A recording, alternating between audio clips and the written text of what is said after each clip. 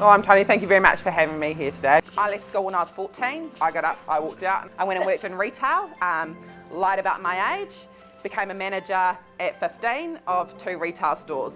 So call it a midlife crisis at like early 20s. I sat there and I had to really think about what did I want to do with my life. So I sat there and I looked over my young working career and I pinpointed elements that I really enjoyed.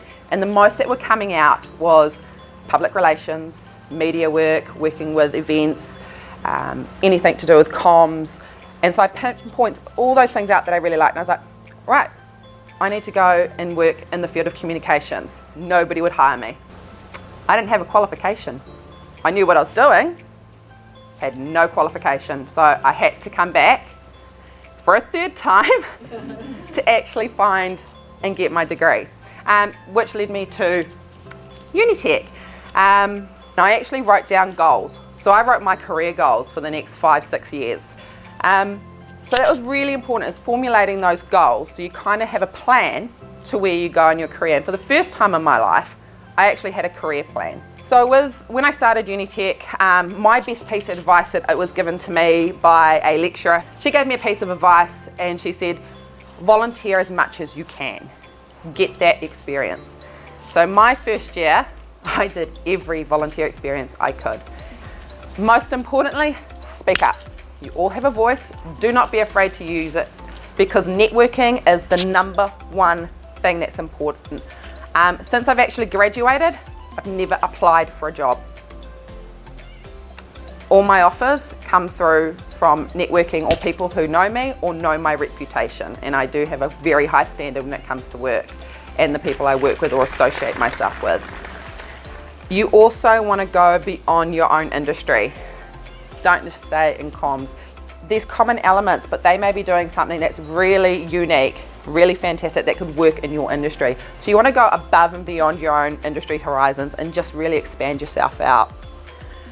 You also really want to build on your personal brand. So that is you. You are a brand. You're selling yourself out there to the world. And so that's when it really, and our world's shifting online. It's online, it's digital. So you need to have your digital brand up online. And that's actually really important because people representing our brand, if you don't have self-respect for your own brand, why would we want you representing ours? Continue to learn every day. You graduate here, don't stop. These are extra things, just need to just continue learning. Just because when you graduate and you got your piece of paper, that is not where it stops. Don't be afraid to ask for things. I found that when I first left and I went into my first role, I was like, oh, this is my boss, I don't do certain things, there's that particular unspoken relationship. Ask for it. So it really comes back to finding your voice, and that's really important in the industry, because if you haven't got the confidence to stand up and say something, you're going to get swept away and you're going to get lost. And there's a high chance that you just won't make it in the industry, because people are bolshy. They are sometimes very assertive and aggressive, and if you can't hold your own in the industry, you do get swept away into lower positions, especially if you've got that goal where you want to be up the top. Always evaluate everything. Evaluate your goals, constantly recheck in where you wanted to be.